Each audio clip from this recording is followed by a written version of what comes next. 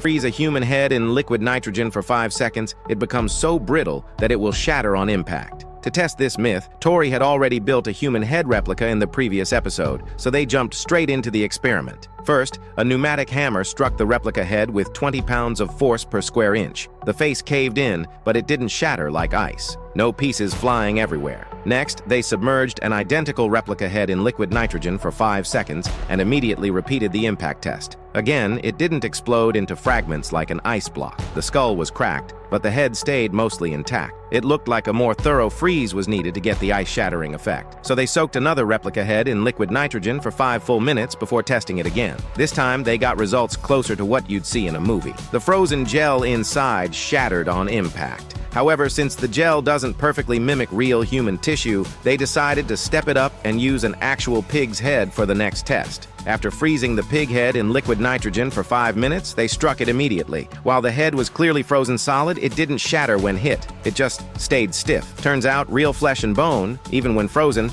doesn't break apart like ice. Myth.